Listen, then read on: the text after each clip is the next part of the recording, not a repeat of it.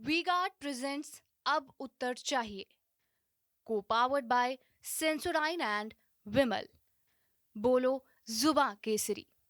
Sharda university, the world comes together at Sharda.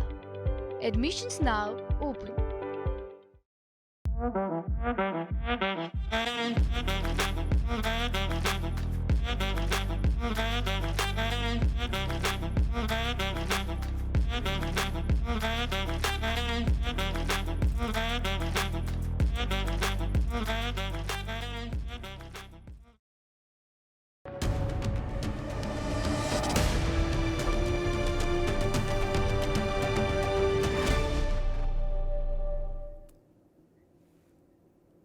Samajwadi Party की चुनावी सभाओं में, वो चुनावी सभाएं जिसमें अखिलेश जी को संबोधन करना है, उनमें भारी भीड़ और भारी उपद्रव दोनों चीजें एक साथ दिख रही। व्यवस्था की समस्याएं पैदा हो रही हैं और कुछ स्थानों पर तो आपस में दे दनादन भी हो गया, हिंसा भी हो गई, मारपीट भी हो गई। भदोई में सुरक्षा कर्मियों के लिए मुश्किल पैदा हो गई जब अचानक से भीड़ हेलीकॉप्टर की ओर भागने लगी। सवाल उठने लगा कि फिर हेलीकॉप्टर की सुरक्षा को खतरा हो सकता है। तब फूलपुर में राहुल गांधी, अखिलेश यादव दोनों गए, बोल नहीं पाए, इस कदर अव्यवस्था हो गई, हाहाकारी दृश्य पैदा हो गया। आजमगढ़ में उससे भी बुरी स्थिति हुई। वहां बताया गया कि भाई कांग्रेस सपा वालों ने कांग्रेसियों को मारा, कांग्रेसियों ने सपा को मारा मोहब्बत की दुकान में। अब ये अगर मोहब्बत है तो फिर ये भी खतरनाक किस्म की मोहब्बत है। लेकिन समाजवादी पार्टी कह रही है कि ये हमारी लोकप्रियता का पैमाना है, हमारी लोकप्रियता का दिग्दर्शन है।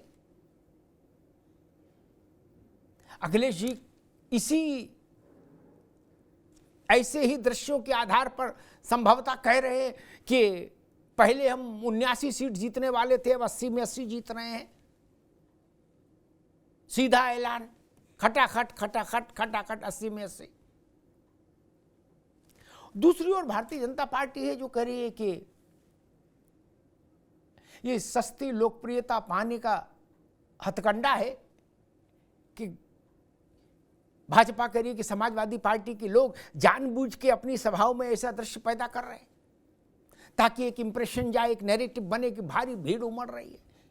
लेकिन ये दरअसल भीड़ है, अनुशासनहीन है, उपद्रवी है।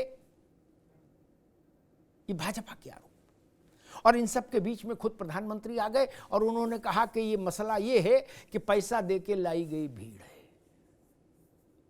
पैसा देने का वादा किया, पैसा दिया नहीं, तो भीड़ निकल पड़ी मंच की ओर और रास्ते में जो आया उसकी हो गई कुटाई। दे दवादब, दे दवादब, दे दवादब। अब यह आरोप बड़ा है और प्रधानमंत्री की स्तर से आया कि पैसा देके भीड़ आई और वादा खिलाफी हुई, पेमेंट नहीं हुआ तो हिंसा हो गई। लेकिन इन सब से इतर जाके एक बड़ा प्रश्न खड़ा होता है कि चुनावी रैलियों में अपने अपने कार्यकर्ताओं को अनुशासन की लक्ष्मण रेखा के भीतर रखने की जिम्मेदारी नेता और पार्टी की होती है या नहीं। अन्यथा इतनी बड़ी भीड़ ना बुलाइए, प्रतिबंध लगाइए। अगर आप उस पर रोक नहीं लगा सकते, उनको एक व्यवस्था में नहीं ढाल सकते, अनुशासन की दायरे में नहीं रख सकते, क्योंकि चुनाव में रैली के नाम पर अराजकता की छूट नहीं दी जानी चाहिए। क्योंकि कोई भी ऐसी दुर्घटना हो जाए तो अंततः वो प्रदेश के लिए दुखद और देश के लिए दुखद, और उस सरकार और सिस्टम पर भी एक सवाल धब्बा लगता है। इसलिए जो राजनीतिक दल हैं, जो उनके मुखिया हैं, ये उनकी जिम्मेदारी बनती है कि उनकी रैलियों में जो लोग आए वो कम से कम न्यूनतम अनुशासन का परिचय तो दे। आजमगढ़ के दृश्य देखिए, आप दृश्य देख के डर जाएंगे। मैं कह रहा हूं उसके लिए एक ही शब्द है, हाहाकारी दृश्य। हाहाकारी दृश्य। 40-45 डिग्री में ऐसा हाहाकार हो रहा है, धूल का गर्दा उठ रहा है, गुबार उठ रहा है और लट्ठम लट्ठ हो रहा है। ये चुनाव का अवसर है भाई, दंगल नहीं है, कुश्ती थोड़ी ना हो रही है। क्या आप अपना पौरुष प्रदर्शन करेंगे कि कौन ज्यादा मजबूत है देह दशा से, वो जीतेगा? और वहां तो आपका ही, आपकी ही पार्टी, आपका ही नेता, आपका ही मंच, वहां ये तहस नहस क्यों कर रहे हो भाई कि मंच ही टूट के गिर पड़े? बड़े सवाल है। और जनता की सुरक्षा भी एक प्रश्न है। राजनीतिक दलों का विषय हो सकता है, लेकिन सामान्य लोगों के लिए तो ये विषय भी है कि जनता की सुरक्षा, उसकी हिफाजत। हमारे साथियों ने इसी मसले पर एक रिपोर्ट तैयार की है, जरा पहले उस रिपोर्ट को देखिए, फिर मेहमानों से परिचय कराएंगे और फिर बहस में चलेंगे और इस बात को समझने की कोशिश करेंगे कि अखिलेश यादव की सभाओं में भीड़ और भीड़ का उपद्रव, इसके पीछे डिजाइन क्या है। पहले रिपोर्ट देखिए।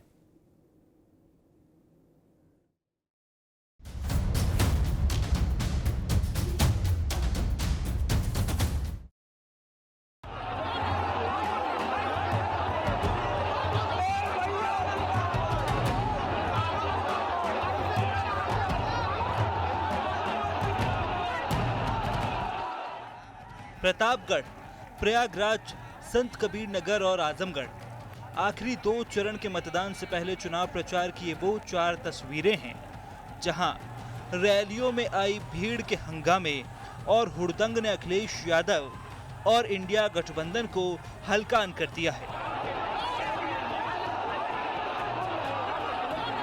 दरअसल फूलपुर में तो हुड़दंग के बीच ऐसे हालात बन गए थे कि राहुल गांधी और अखिलेश यादव को बिना रैली को संबोधित किए ही वापस जाना पड़ा था। बेकाबू भीड़ मंच तक पहुंच गई थी, जमकर कुर्सियां उछाली गईं। हालांकि इन हालात के लिए अखिलेश यादव ने प्रशासन को जिम्मेदार ठहराया। जो सरकार में लोग हैं उनके टेंटों में और पंडाल में कोई आ ही नहीं रहा है। ये जो पुलिस गायब हो गई है यहां से, ये सब भाषण सुनने गई है बीजेपी की। उनकी वर्दी उतरवा करके सादा कपड़े पहना के उनकी सभाओं में बैठा दिया जाता है। बात करें आजमगढ़ की तो यहाँ भी बेकाबू भीड़ ने सारी व्यवस्था और बैरिकेड ही पार कर दिए। मंच की तरफ बढ़ रहे कार्यकर्ताओं को रोकने के लिए पुलिस को लाठीचार्ज करना पड़ा। हालात संभालने के लिए अखिलेश यादव भी मंच से अपील करते दिखे। और पुलिस से भी कहूंगा आप यहीं पे टीम में रहिए, आप आगे मत जाइए। आप पुलिस के लोगों से मैं कहूंगा डी के अलावा न जाए कहीं भी। डीजे खड़े रहे, डीजे खड़े रहे। 2 लोग एक नंबर से हमारे अपने जो पुलिस के भाई लोगों से कहिए केवल डी में रहे, उससे आगे न जाए। संत कबीर नगर वाली रैली में भी बड़ी संख्या में जुटे सपा कार्यकर्ताओं ने बैरिकेडिंग तोड़ दी थी और मंच की ओर बढ़ती भीड़ की वजह से अफरा तफरी का माहौल बन गया। संत कबीर नगर में तो भीड़ सुरक्षा का घेरा तक तोड़ चुकी थी। वहीं बार बार रैली में बवाल पर सियासी गलियारों में सवाल उठने लगे हैं। इन हालात पर पीएम मोदी ने चुटकी लेते हुए कहा कि ये कॉन्ट्रैक्ट वाली भीड़ है। साथियों, कल मैंने कुछ वीडियो देखे जिसमें लोग भाग भाग करके मंच पे चढ़ जाते थे। तो मैंने पूछा भाई ये हुड़दंग क्या चल रहा है? तो उन्होंने बताया कि सपा कांग्रेस वाले रैली में लोगों को लाने के लिए कॉन्ट्रैक्ट देते हैं,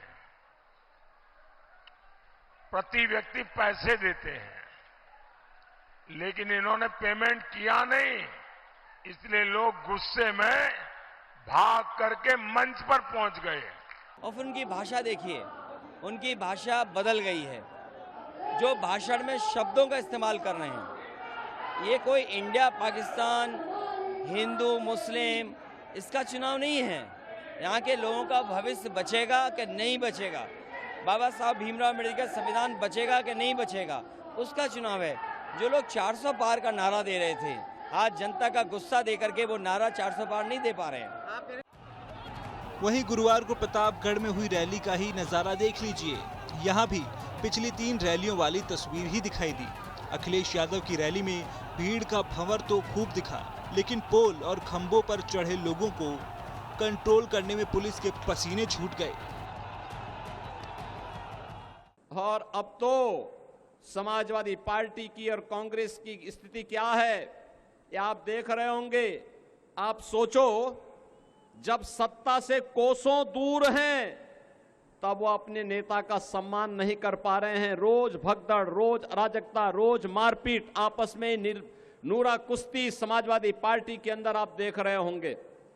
बहनों और भाइयों, जब इस सत्ता में रहे होंगे तब इन्होंने उत्तर प्रदेश की जनता का खून कैसे चूसा होगा, कैसे शोषण किया होगा, यह किसी से छुपा हुआ नहीं है। और इसीलिए मैं आपसे अपील करने के लिए आया हूं।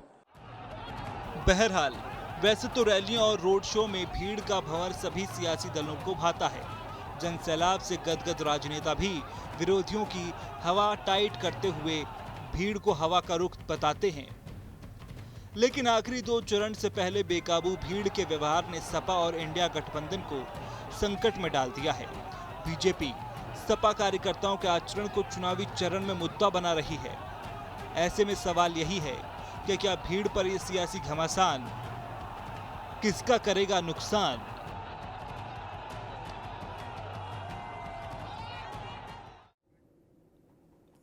बड़ा संकट होता है। आप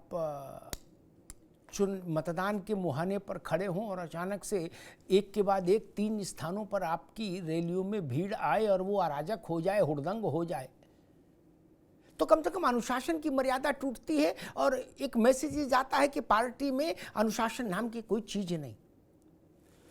एक छोटा सा ब्रेक है, विज्ञापन का जरा देख लीजिए, उसके बाद मेहमानों से परिचय कराएं और फिर बहस में चलते हैं। Where the software engineer meets the cool UI UX designer, meets the gifted content writer to create the big dream. The world comes together at Sharda University. So where are you?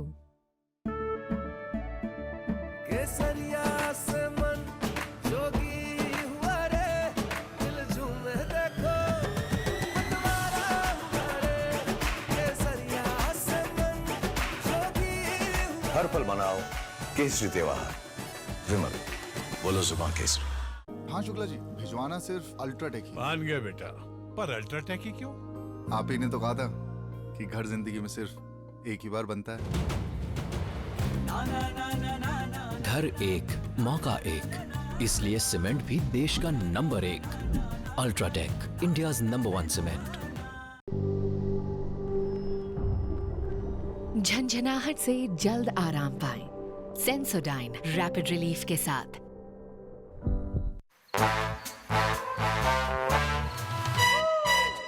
Come, come, come, my love, please don't say no, baby. Come, come, come, my love. V-Guard के air coolers extra large cooling pads के साथ, जो अच्छों को ठंडा करे। V-Guard air coolers, long lasting cooling. Where the software engineer meets the gifted content writer, meets the cool UI UX designer, meets the talented photographer to create the big dream. The world comes together at Sharda University. So where are you?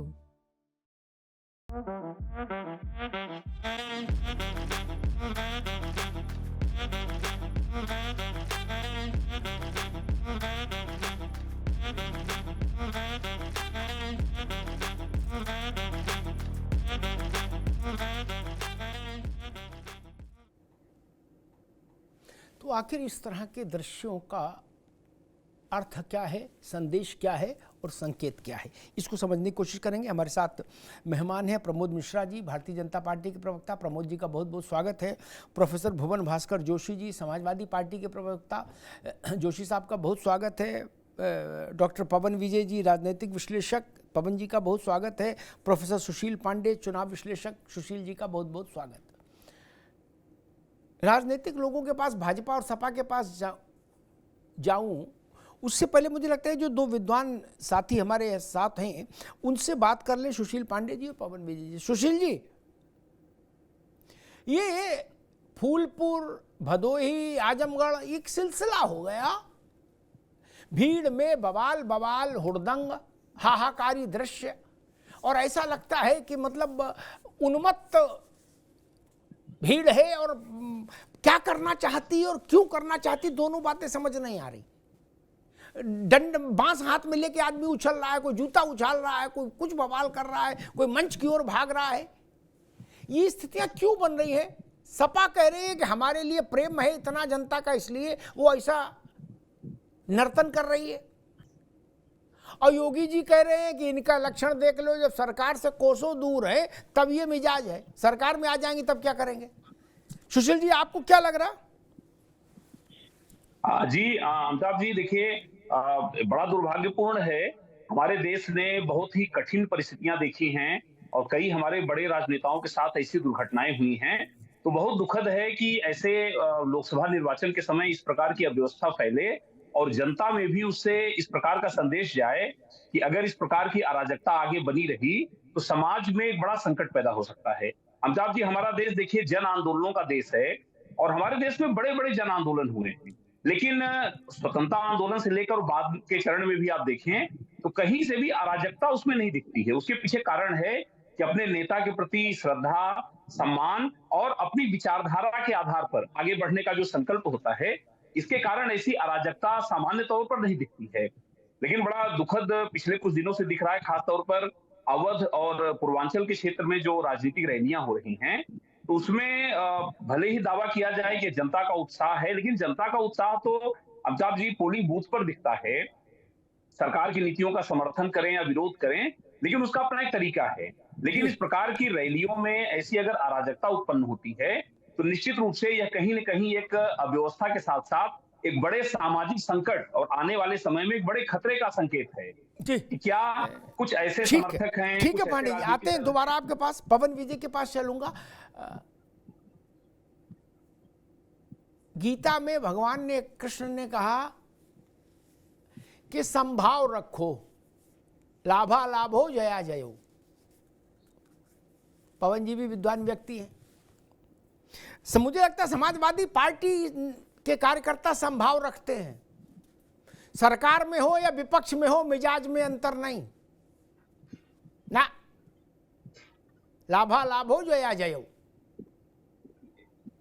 सुशील पांडे जी को भी याद होगा 12 में जब अखिलेश जी ने शपथ ली तो शपथ वाले दिन ही देश भर के आमंत्रित अतिथियों के सामने मंच को ध्वस्तीभूत कर दिया था समाजवादी पार्टी के उत्साही कार्यकर्ताओं ने। जिस दिन राष्ट्रतिलक था उसी दिन मंच को ध्वस्तीभूत कर दिया। जो गुलदस्ते उलदस्ते लगे थे वो एक दूसरे के सिर पे दे मारे। ऐसा अद्भुत दृश्य तो राष्ट्रतिलक में किया, तो जब सरकार में थे तब भी ऐसा दृश्य किया, अब विपक्ष में तब भी। इसका मतलब मिजाज नहीं बदलेंगे, मौसम कोई रहे। पवन विजय, क्या है मसला, क्या लगता है ऐसा क्यों है? क्योंकि अगर गर्मी को माने तो गर्मी तो फिर सबके लिए है, बसपा के लिए भी है, भाजपा के लिए भी है, इसलिए गर्मी तो फैक्टर नहीं हो सकता। जी अमिताभ जी नमस्कार जी। मैं आजमगढ़, फूलपुर और प्रयागराज में जो कुछ हुआ है, तो मैं वही जो आप बात कर रहे हैं 2012 यानी आज से 12 साल पहले जो घटना हुई थी, जब अखिलेश यादव जी की ताजपोशी हो रही थी, उसके तुरंत बाद जो मंच पर कुर्सियां तोड़ी गई, माइक तोड़े गए, उसी का एक प्रकटीकरण हम आज भी देख रहे हैं। तो ये चीज देखते हुए मुझे ऐसा लगता है कि समाजवादी पार्टी के कार्यकर्ताओं का जो स्वभाव है वो मतलब कुछ ऐसा ही है जिसमें एक हम ऑर्डर की बात अगर जब करें तो वो उस ऑर्डर के खांचे में फिट नहीं होते। जो दूसरा बिंदु है वो ये है कि समाजवादी पार्टी जब किसी पार्टी से गठबंधन करती है तो उस गठबंधन को नेता लोग भले स्वीकार कर लें, लेकिन पार्टी के कार्यकर्ता वो अपनी पार्टी को लेकर के पजेसिव हैं, तो वो दूसरी पार्टी के नेताओं को सहन नहीं करते हैं। पिछले बार जब गठबंधन हुआ मायावती जी के साथ, उस दौरान भी हमने इस चीज को देखा था। आज भी हम इस चीज को देख रहे हैं कि कांग्रेस पार्टी के जो कार्यकर्ता हैं और समाजवादी पार्टी के जो कार्यकर्ता हैं, मंच पर कौन चढ़े इसके लिए प्रतियोगिता होती है। तो प्रतियोगिता जब होती है तो कहीं कहीं उसमें क्रैक आता है।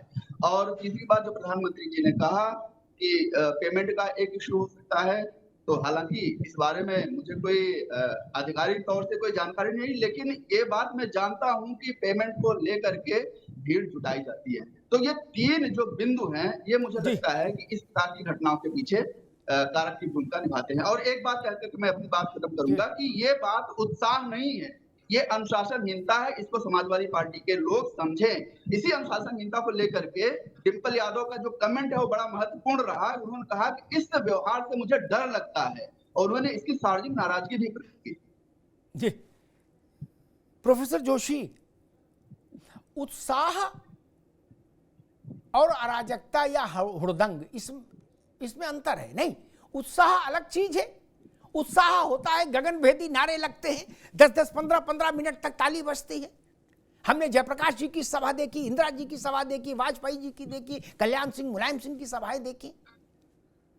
ऐसा नहीं होता कि कपार फाड़ दो, दे दबादब, दे दबादब, आपस में ही लट्ठम लट्टा। हमको लोग बता, हमने आजमगढ़ में पता करने की कोशिश की तो लोगों ने बताया भैया सपा वालों ने कांग्रेसियों को मारा, कांग्रेसियों ने सपा वालों को मारा रैली में।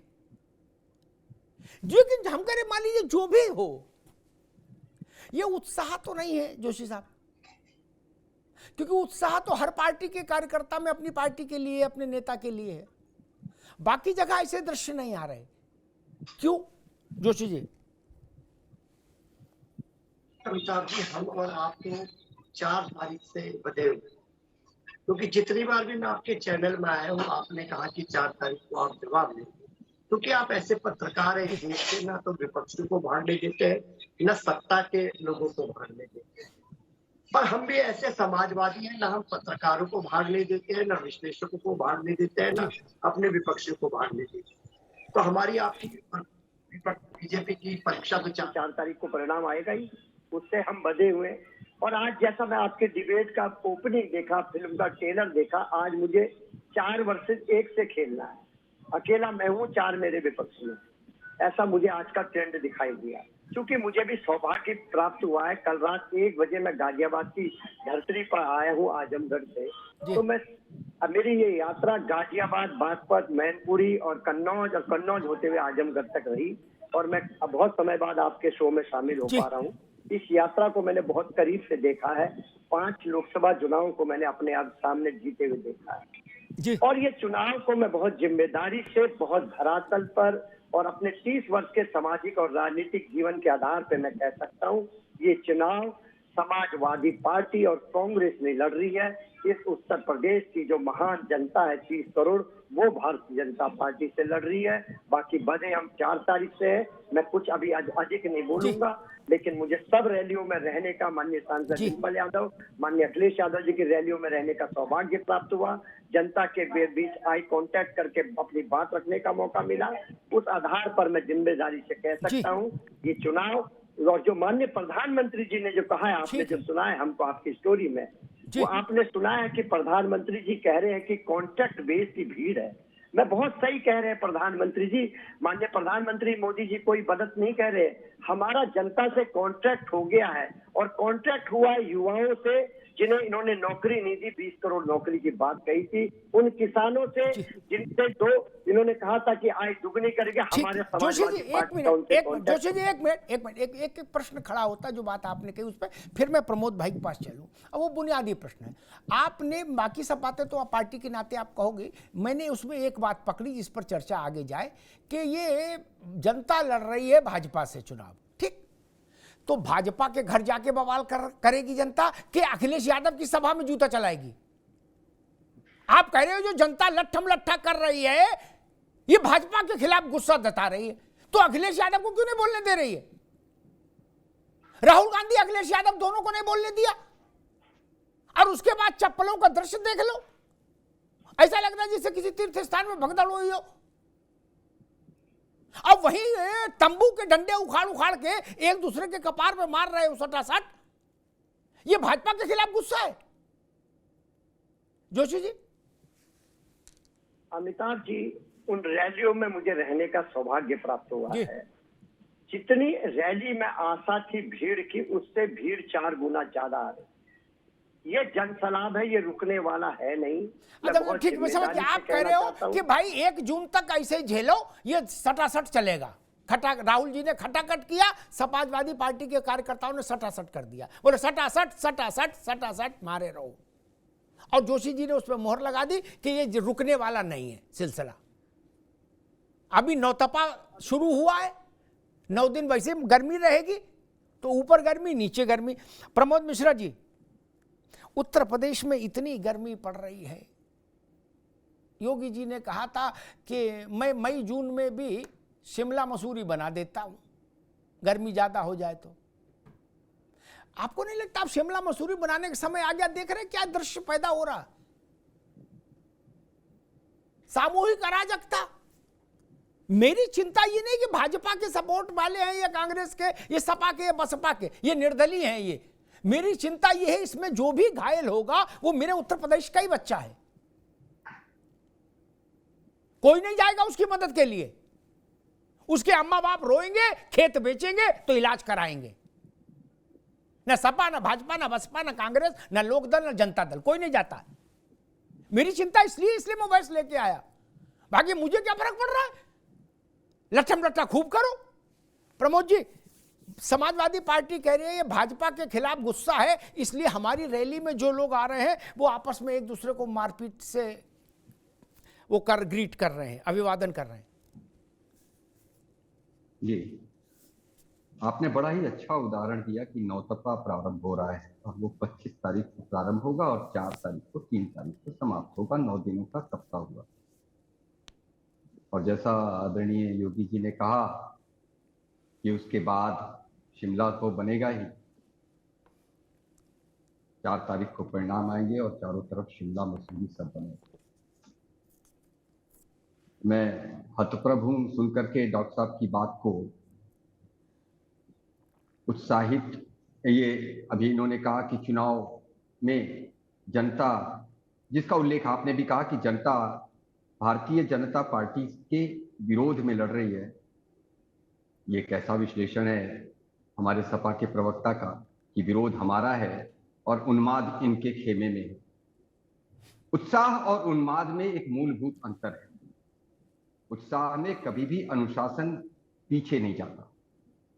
उत्साह में तो समर्थन की बात होती है और उत्साह में तो लोग अपने अपने नेता का सम्मान करते हैं, जैसा आपने उल्लेख किया।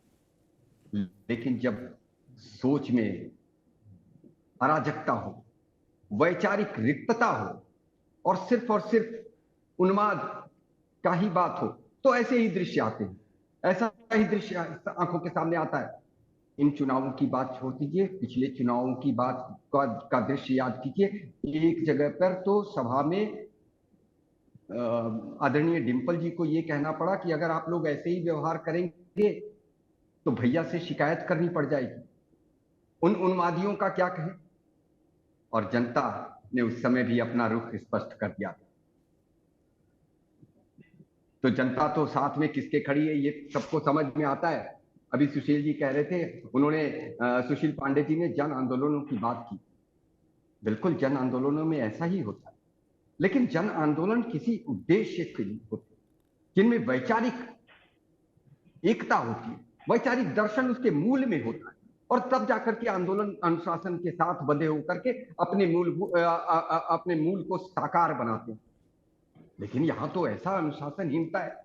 और सबसे बड़ा एक चीज देखने को मिली जो पिछले चुनाव में भी कहा गया था, याद होगा आपको, माननीय अखिलेश जी ने आज भी पुलिस को, अभी इस उन्माद में भी पुलिस वालों को कहा कि पुलिस वाले तो रैली सुनने गए हैं। एक ऐसी ही रैली पिछले चुनाव में हुई थी। माननीय अखिलेश जी ने कहा था, ए पुलिस देख लेंगे। जब नेता ऐसा हो, जब नेतृत्व ऐसा हो, जब नीतियों में कोई दर्शन ना हो, नीतियों के मूल में सिर्फ और सिर्फ अराजकता ही हो, वैचारिक रिक्तता हो, वैचारिक शून्यता हो, तो ऐसे ही दृश्य आंखों के सामने आते हैं। निस्संदेह ये श्रेयस्कर नहीं है। निस्संदेह इन संगठनों को सोचना चाहिए कि कैसे शांतिपूर्ण ढंग से चुनावों को संपन्न कराएं और किस तरह से अपनी अपनी रैलियों में अनुशासन को बनाए रखें। प्रभाव ये पता नहीं कैसा समाजवाद है जिसमें समाज पीछे चला जा रहा है और परिवारवाद ही आगे है और अराजकवाद ही अपनी अग्रिम पंक्ति में बैठा हुआ है। तो समाजवादियों को ये सोचना ठीक है चाहिए प्रमोद भाई। या समाजवादी चिंतकों को इस पे विचार करना चाहिए कि वो समाज को अपने उन्माद के तहत समाज को छिन्न भिन्न करने का प्रमोद जी, प्रयास अभी करने रुकना का। होगा। एक प्रश्न खड़ा हुआ, जोशी साहब ने एक बात कही कि भाई ये जो आप देख रहे हो हाहाहूती दृश्यावली, ये दरअसल जनता लड़ रही है भाजपा से। हम एक क्षण को जोशी साहब की बात चलो मान लेते हैं, एक क्षण को सुशील जी, लेकिन 12 में तो रिजल्ट आ गया था, पार्टी जीत गई थी, अखिलेश यादव मुख्यमंत्री नॉमिनेट हो गए थे, राज्यपाल ने उनको शपथ दिला दी थी, तब काहे को हाहाकार मचा दिया, धय कुर्सी धय गमला। तब तो भाजपा का कोई लेने देना नहीं था, तय हो गया था 5 साल मुख्यमंत्री अखिलेश जी रहेंगे। तब लड्डू बंटने चाहिए थे, गले मिलना चाहिए था, गगनभेदी नारे लगने चाहिए थे, वहां गमले चले, कुर्सी चली, क्यों? सुशील जी। जी अमिताभ जी, देखिए इस लोकतंत्र में जनता जनार्दन है, जनता मालिक है। और जैसा मैं पिछले चुनाव से भी तुलना करके देख रहा हूं कि रैलियों में भीड़ तो जुट रही है, लेकिन आखिर अगर सरकार के खिलाफ सरकार का समर्थन है या सरकार का विरोध है, दोनों भी स्थितियों में आखिर वह भीड़ बूथ पर क्यों नहीं दिख रही है? क्योंकि ओवरऑल जो मतदान प्रतिशत बढ़ेगा या घटेगा, उसका प्रभाव तो सीधे चुनाव नतीजों पर होगा। तो अगर कहीं सरकार का समर्थन है या सरकार के खिलाफ आक्रोश है, तो अमिताभ जी दोनों चीजें हमें बूथ पर देखनी चाहिए, और बूथ पर वैसा नहीं दिख रहा है। अभी देखिए वोटिंग परसेंटेज उत्तर प्रदेश में इस बार घटा है, अभी तक के जो आंकड़े हैं, तो मैं तो इससे बिल्कुल सहमत नहीं हूं। यह उत्साह है या सरकार के विरुद्ध या सरकार के पक्ष में माहौल है, यह विशुद्ध रूप से अराजकता है। और निश्चित रूप से कहीं न कहीं से इससे जो राजनीतिक संदेश जनता में जा रहा है वह बहुत ही नकारात्मक है, क्योंकि अन्य राजनीतिक दल भी रैलियां कर रहे हैं।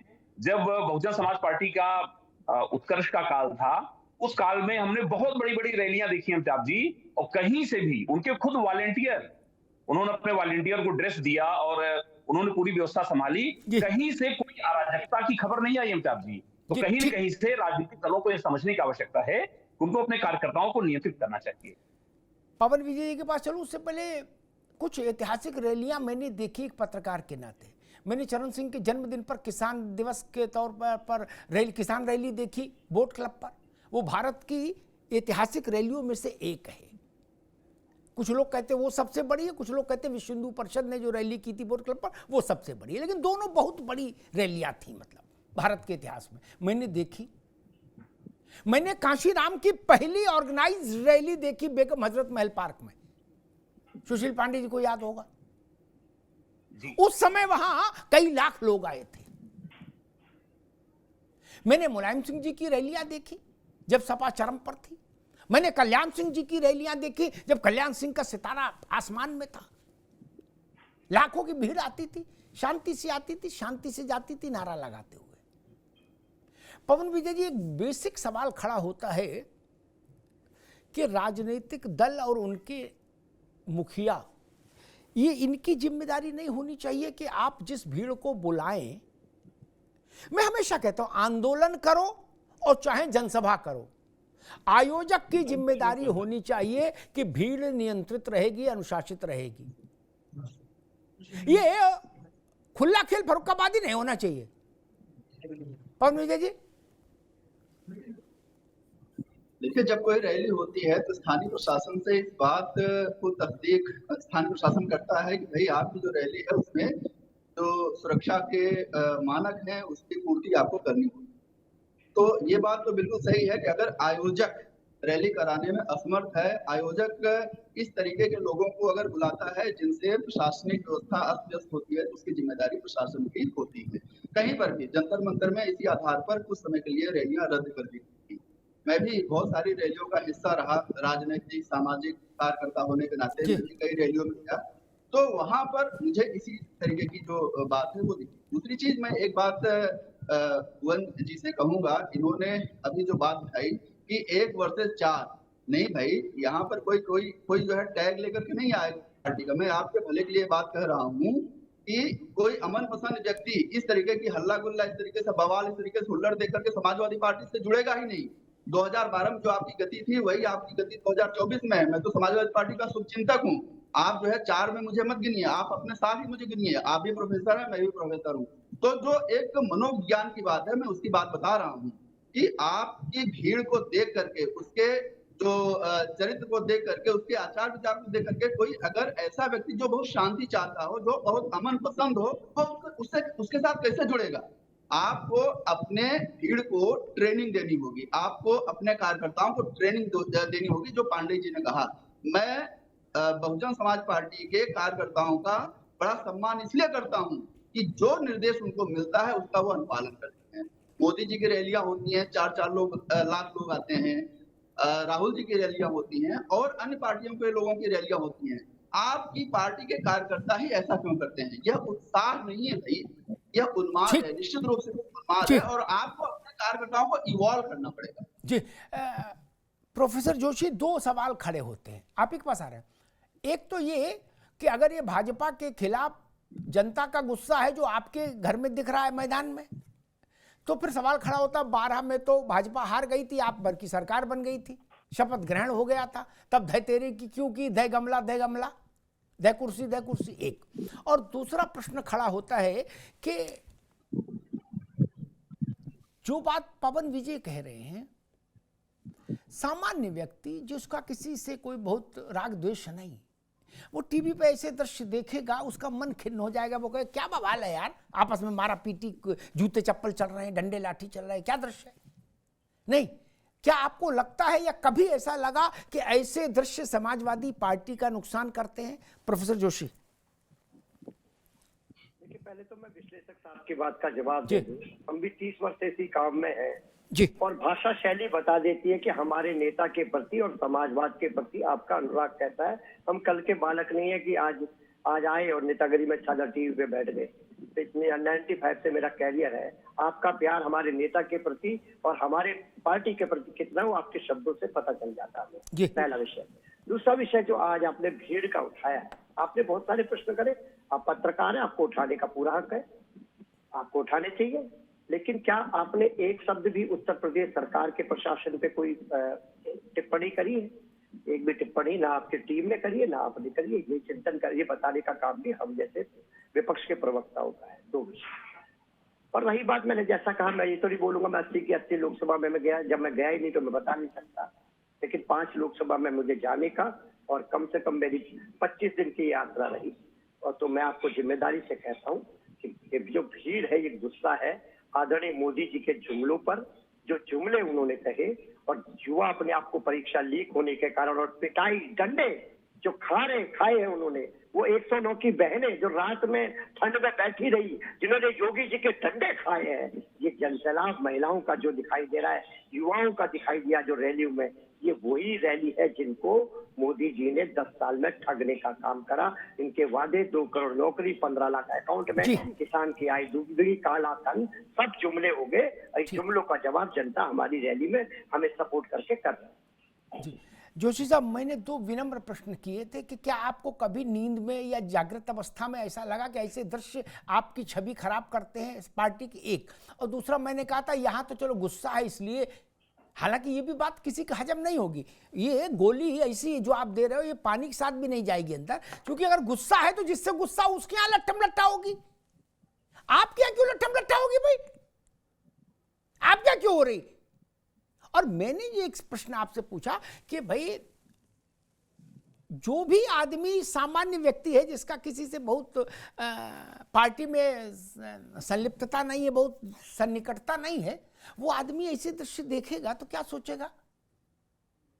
फिर वो 12 से कोरिलेट करेगा, फिर वो एक धारणा बनाएगा कि नहीं भाई ये लोग बवाल पसंद लोग हैं। जोशी जी, नहीं, जो इसमें भाजपा ने वादा पूरा किया नहीं किया, इससे आपकी रैली में हाथापाई क्यों हो रही, डंडा क्यों चल रहा, मैं पूछ रहा हूं। भाजपा की रैली में चलना चाहिए। जोशी जी। अमिताभ जी, भाजपा की रैली का भी हम देख तो नहीं पाए, लेकिन भाजपा की रैली का भी संदेश हम पे आता है, क्योंकि इनकी चिंता अगर कोई करता है उत्तर प्रदेश में तो हम ही लोग करते हैं। अगर भाजपा की चिंता है तो केवल विपक्ष के नाते हम ही तो है, हम इनकी भी खबर रख रहे हैं। माननीय अखिलेश जी ने बता दिया कि पुलिस वाले वर्दी पहना के बैठाए जा रहे हैं। रैलियों में भीड़ गायब है, क्योंकि 10 साल ठगने की जो लिमिट है ना वो अथा होती है। अब 4 तारीख को महात्मा आपने बांध ही रखा है, और ज्यादा कुछ बोलना तो ठीक नहीं है। 4 तारीख को तो आपने मुझे बांध ही रखा है कि जोशी जी मैंने आपको बुलाना है, अगर आपकी सीटें बढ़ गई तो आप भाजपा से और जो विश्लेषक लोग हैं वो माफी मांग लेंगे, वरना हम माफी मांग लेंगे। वो तो तय है हमारा, आपका पुराना बात है। ठीक बात जोशी जी, अभी रुकना होगा। जोशी जी ने सारी अच्छी अच्छी बातें कही, लेकिन मेरे 2 सरल प्रश्नों को उत्तर नहीं दिया। ये आपके लोग हैं तो आपके घर में हाथापाई क्यों कर रहे? अरे मेरे यहां कथा में लोग आए, प्रसाद पाने की जगह पंडित को मारने लगे, चौकी उछाल दे, टेंट गिरा दे, माइक तोड़ दे, सटासट सटासट खटाखट खटाखट, और मैं कहूं कि ये पड़ोसी से गुस्सा थे। अरे पड़ोसी से गुस्सा थे, पड़ोसी घर गिराओ जाके यार, ये बात कौन हजम कर लेगा? इतना बौरा कोई नहीं मित्र। बौरा समझते हैं ना, यूपी में एक शब्द है बौरा, वही बिहार में जाके बकलोल हो जाता है। ऐसा कोई थोड़ी ना है। नाराजगी भाजपा से है तो भाजपा की सभा में बवाल होना चाहिए।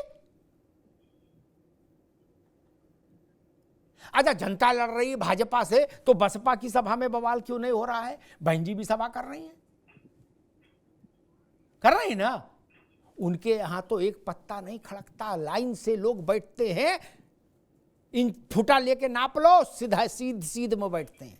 वो आदमी नहीं है, वो जापान से आते हैं, वो उत्तर प्रदेश के लोग नहीं हैं। ये कौन सा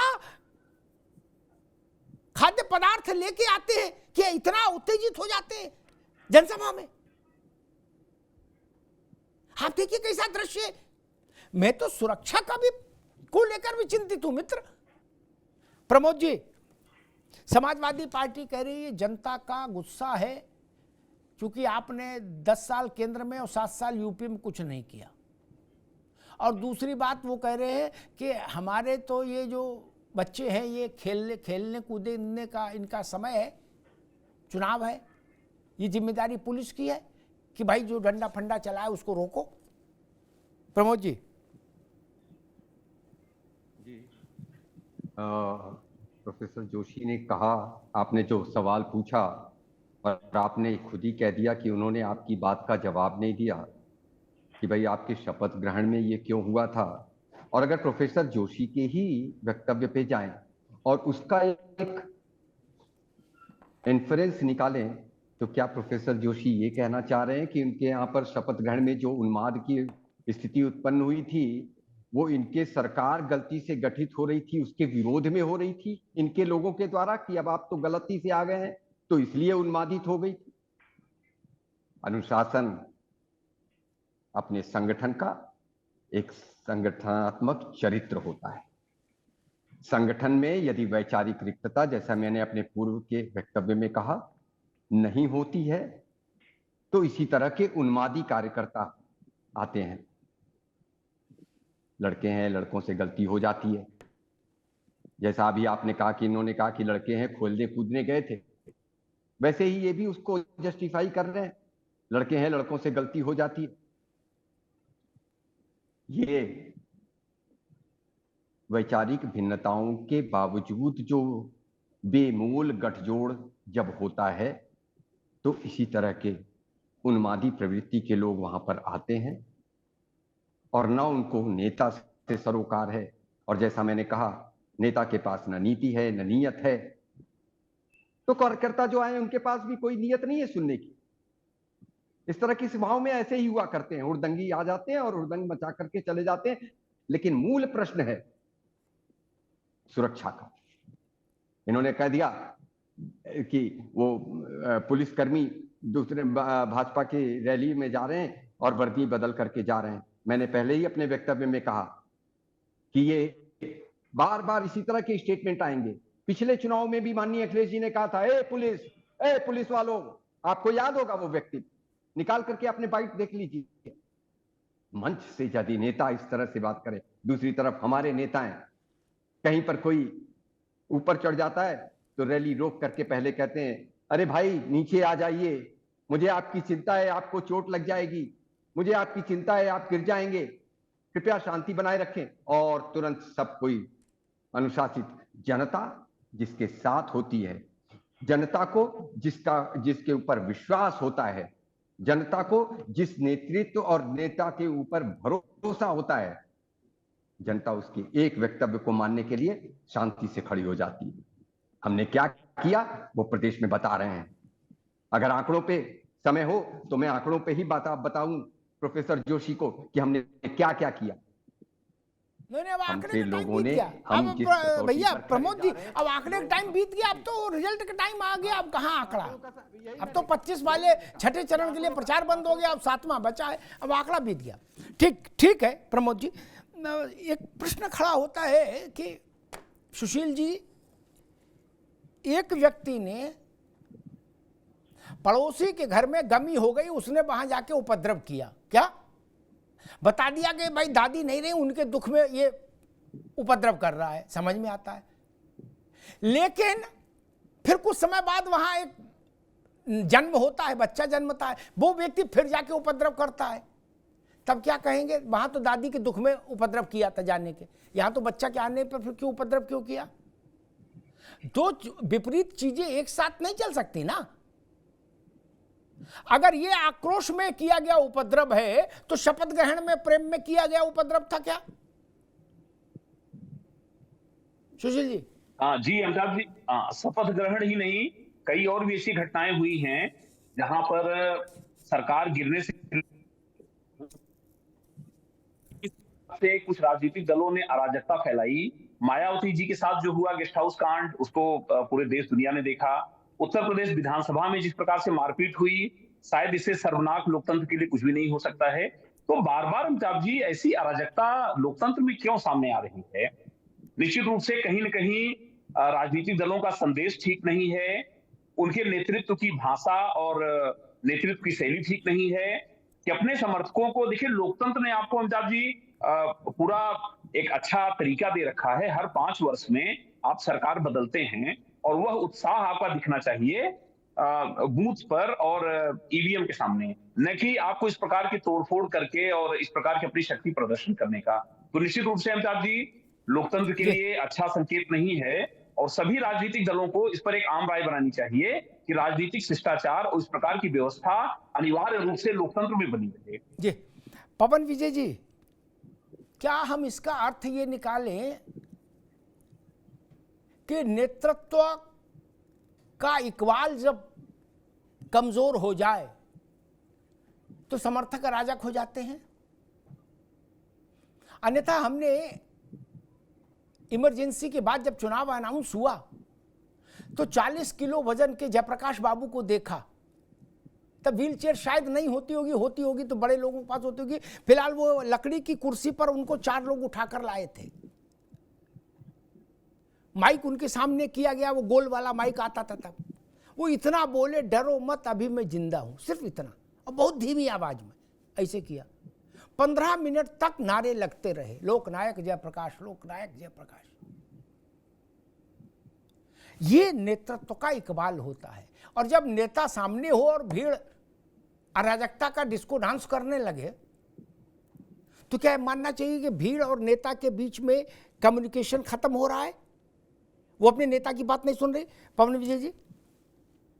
जी बिल्कुल, नेता जिस तरीके का आचरण करता है जनता उसी का अनुसरण करती है। अगर अखिलेश यादव जी के कहने से प्रयागराज में लोग शांत हो जाते तो ये माना जाता कि अखिलेश यादव जी का प्रभाव जनता पर जबरदस्त है। लेकिन मुझे ये बात कहने में थोड़ा सा ग्लानि भी होती है कि मैंने वो दृश्य देखा जब मुलायम सिंह जी माइक से कुछ कह रहे थे और अखिलेश जी जाकर के माइक अपनी तरफ कर देते हैं। तो वो जो दृश्य है वो देख करके जो उनके अनुयायी हैं वो क्या सीखेंगे? मैं फिर कह रहा हूँ, बड़ी विनम्रता के साथ कह रहा हूँ, प्रोफेसर साहब से कह रहा हूँ, वो तो जानते हैं, वो तो मेथोडोलॉजी पढ़ा होगा उन्होंने, पीएचडी की होगी तो पद्धति शास्त्र पढ़ा होगा। तो एक पद्धति होती है हर क्रियाकलाप की।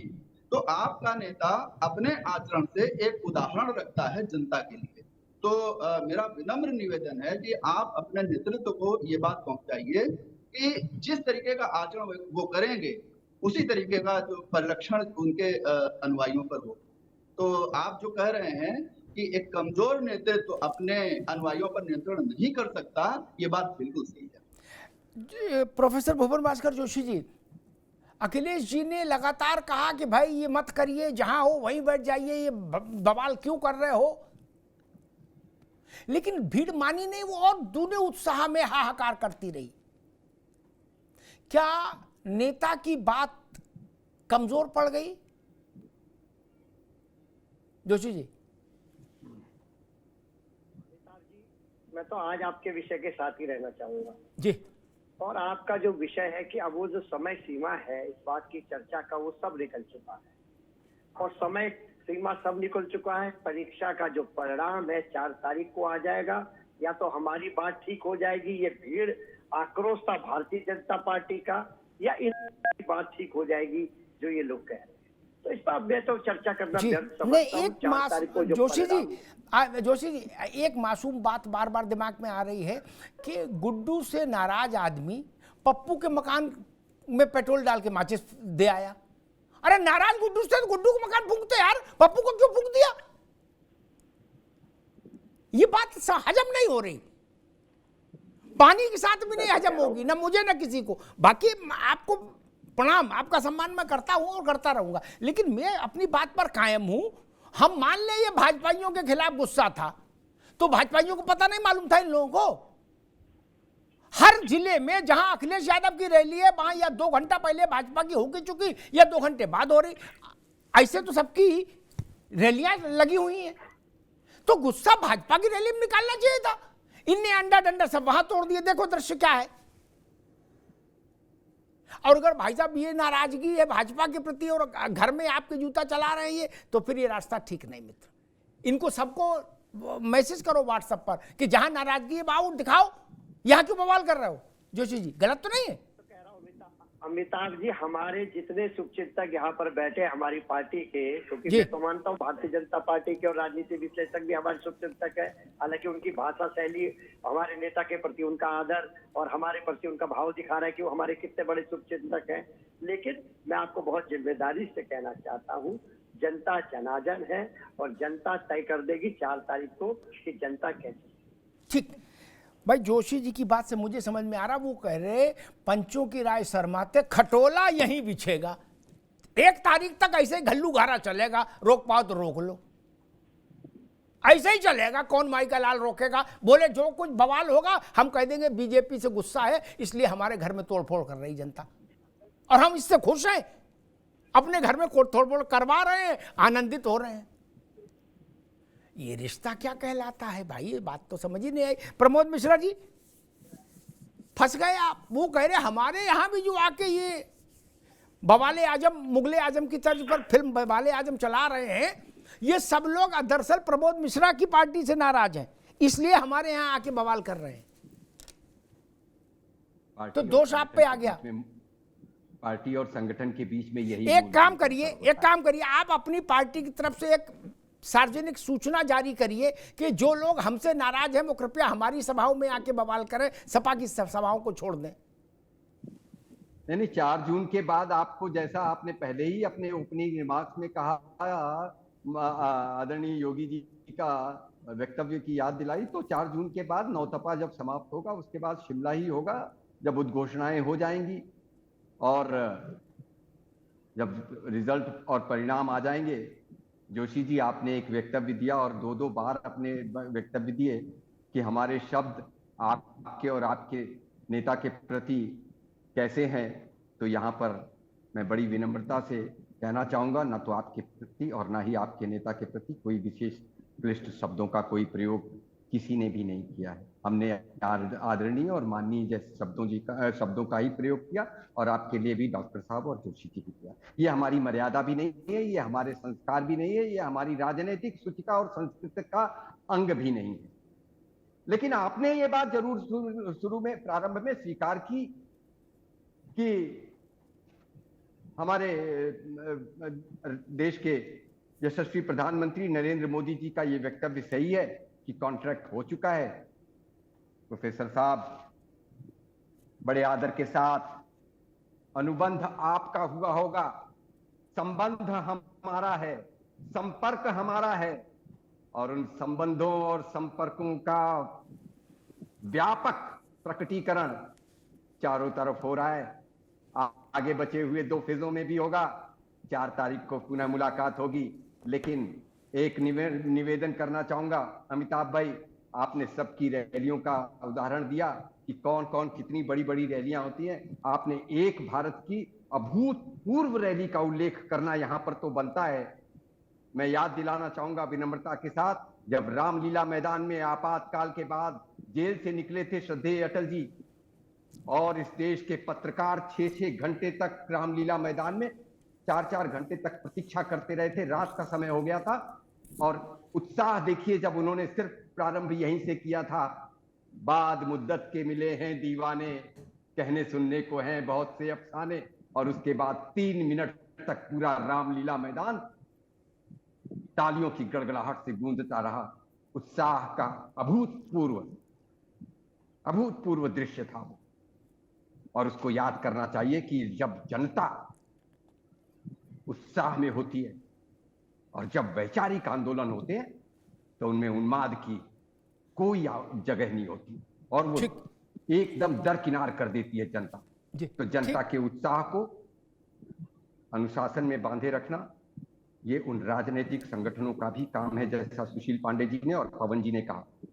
ठीक बात प्रमोद जी, ठीक है, आगे आपकी बात। मुझे लगता है कि हम उत्साह और अराजकता के बीच का अंतर समझने को तैयार नहीं। लोकतंत्र में उत्साह का 100 बार स्वागत है, 100 बार अभिनंदन है, वंदन है। लोकतंत्र में उत्साह नहीं होगा तो लोकतंत्र मृत हो जाएगा, जीवंत नहीं रहेगा। लोकतंत्र में जीवंतता आती है ननकू और रज्जाक के उत्साह से। वो राजनीतिक रैलियों में जाना चाहिए, सब में जाना चाहिए, सबकी सुनना चाहिए।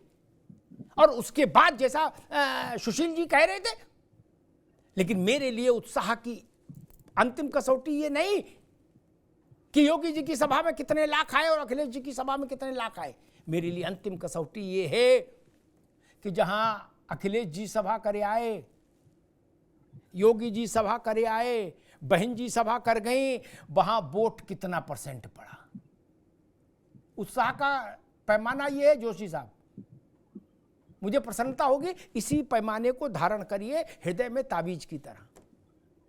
यही निर्णायक पैमाना है। जहां ऐसा दमचौरा हो रहा है वहां वोट पड़ रहा है 47%, 48%। और आप हमको समझा रहे हो कि जनता मारे हिलोर समुद्र हो गया, जन समुद्र है। वो समुद्र 3 दिन बाद सूख गया, वो तलैया हो गया। वोट पड़ रहा 44%, 45%, 40%, 52%। ये वोट है। 1952 से चुनाव कराते आ रहा भारत, अब तक इतनी चेतना आ पाई कि 52%, 53%, 54% वोट पड़े। अब घोर माठा सब करके जोड़ घटा के देखो तो 60% पे आके सिमट जाए। अब फिर राजनीतिक दल बताते हैं कि नहीं, जनता हमारे पीछे पागल है। अरे भाई, आप देवानंद थोड़ी ना हो यार, ना राजेश खन्ना हो।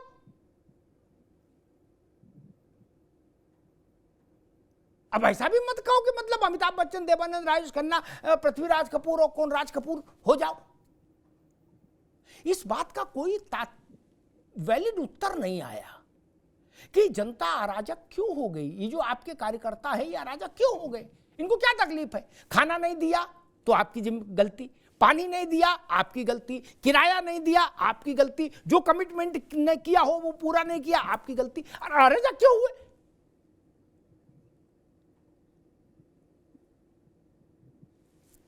एक नेता थे, हैं, ठीक है, हैं, उत्तर प्रदेश में, पूर्वी उत्तर प्रदेश के नहीं, दूसरे इलाके के, नाम नहीं लूंगा, बहुत बुराई भलाई हो जाएगी।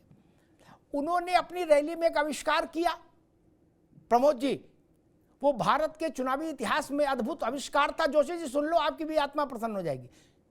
वो ट्रेनिंग आप ही क्या पाए थे? तो उन्होंने किया कि लंच पैकेट बनवाए, भैया पांडे जी, विजय, पवन जी, लंच पैकेट बनवाए, उसमें पूरी, गुलाब जामुन, आलू सब्जी, आम का अचार, ये तो सब रखवाए ही, जो परंपरागत भारत का लंच पैकेट है। और साथ में एक क्वार्टर भी रखवा दिया। क्या बोले? पहले आचमन, फिर भोजन, फिर भाषण सुनो। उनकी बड़ी तारीफ हुई। जनता ने कहा नेता हो तो ऐसा क्या? बोले रोट पूड़ी यहां खाएंगे, पीने कहां जाएंगे? गजब बात है।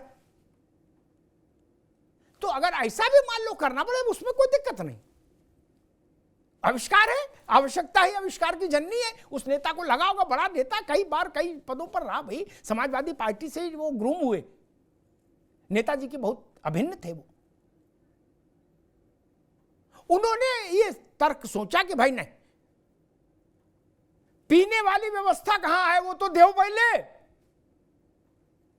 तो इसलिए मेरा मानना है, अगर आपने कोई ऐसा कमिटमेंट किया है जिससे जनता उत्तेजित हो गई न मिलने पर,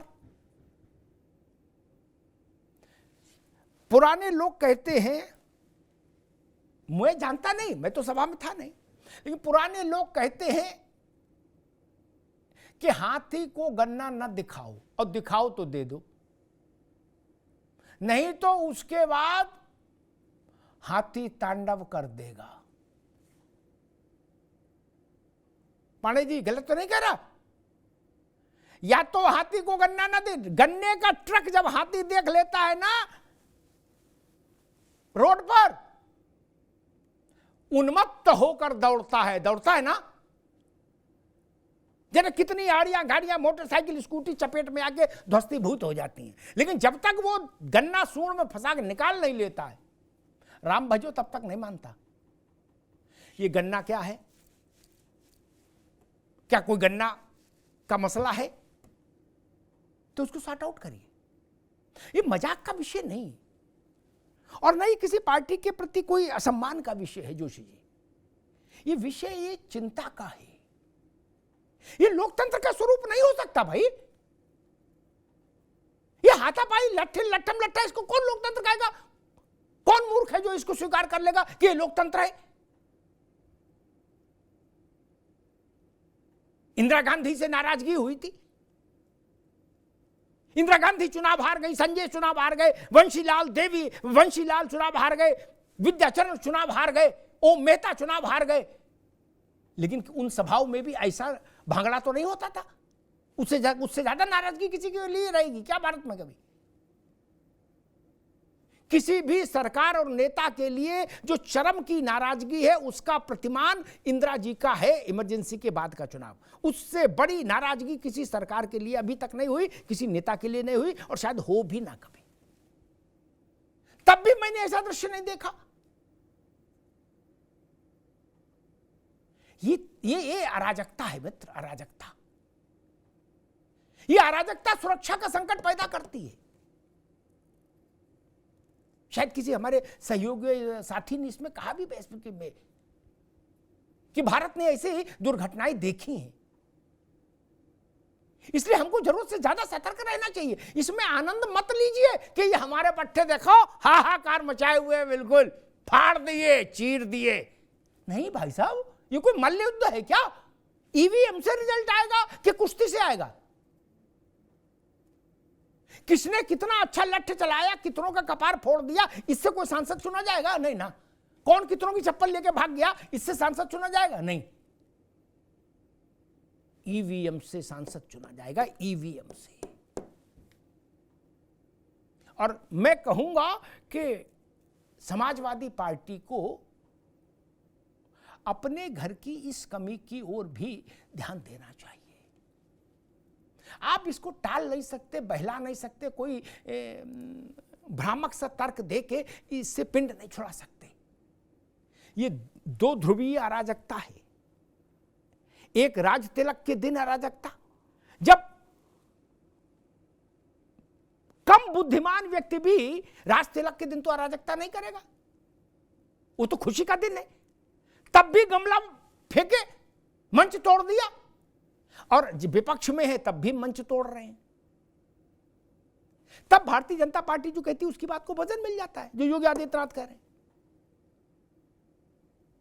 और इसमें राजनीतिक दलों की जिम्मेदारी है कि आप अगर लोगों को बुलाते हैं कि आइए माननीय नेता का भाषण सुनिए, तो आपकी ये जिम्मेदारी है प्रमोद जी और जोशी जी कि भीड़ नियंत्रित रहे, अनुशासन में रहे।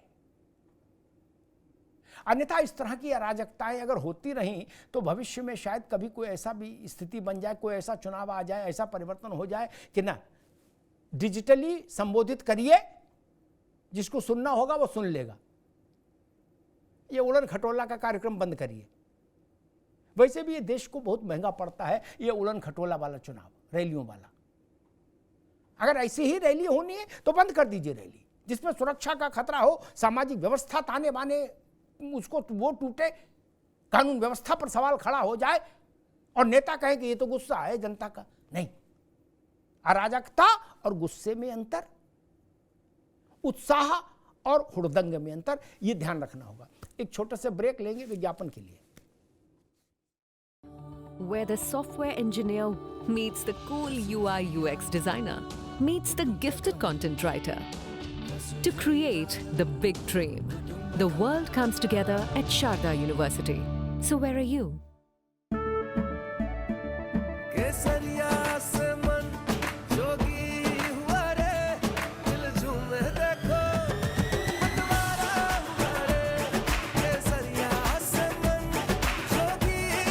हर पल मनाओ केसरी त्योहार। विमल, बोलो जुबान केसरी। हाँ शुक्ला जी, भिजवाना सिर्फ अल्ट्राटेक ही। मान गया बेटा, पर अल्ट्राटेक ही क्यों? आप ही ने तो कहा था कि घर जिंदगी में सिर्फ एक ही बार बनता है। घर एक, मौका एक, इसलिए सीमेंट भी देश का number 1। UltraTech, India's number 1 cement. झंझनाहट से जल्द आराम पाएं सेंसोडाइन रैपिड रिलीफ के साथ।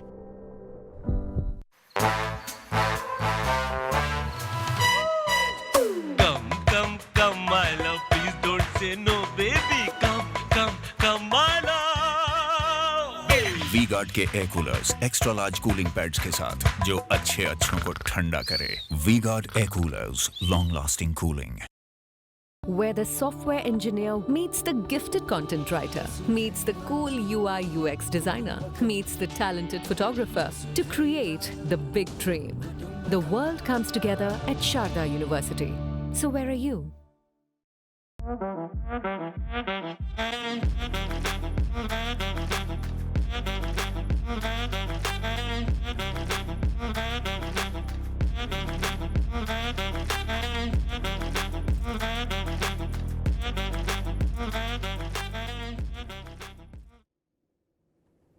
मूल बात ये कि राजनीतिक दलों की जिम्मेदारी जनता को अपनी जनसभा के लिए आमंत्रित करने के बाद समाप्त नहीं होती। ये भी जिम्मेदारी राजनीतिक दलों की और उनके नेताओं की ही है कि जनता आपकी सभा में आए तो उत्साह दिखाए, अराजकता नहीं। उसमें जोश दिखे, हुड़दंग नहीं। अराजकता का कोई स्थान नहीं हो सकता लोकतंत्र में। और जब अराजकता होती है तो उसमें सुरक्षा के खतरे पैदा हो जाते हैं। जान सबकी कीमती है, सामान्य व्यक्ति की हो या बड़े चर्चित व्यक्ति की हो। सुरक्षा सबकी होनी चाहिए और सबकी सुरक्षा के लिए चिंतित होना चाहिए। इसलिए ये जो पिछले 3-4 दिनों में जो समाजवादी पार्टी की रैलियों में जो दृश्य दिखाई दिए हैं, वो दृश्य इस बात के लिए अलार्मिंग सिचुएशन पैदा करते हैं कि रैलियों में भीड़ तंत्र को व्यवस्थित रखने का मैकेनिज्म और प्रभावी ढंग से समाजवादी पार्टी को भी सीखना चाहिए और बाकी राजनीतिक दलों को भी सीखना चाहिए। अगर आप लोगों को बुलाते हैं तो उनको अनुशासन में रखने की जिम्मेदारी आपकी है और किसी की नहीं। धन्यवाद। वी-गार्ड प्रेजेंट्स अब उत्तर चाहिए, को powered by Sensodyne and Vimal. बोलो जुबां केसरी। Sharda university, the world comes together at Sharda. Admissions now open.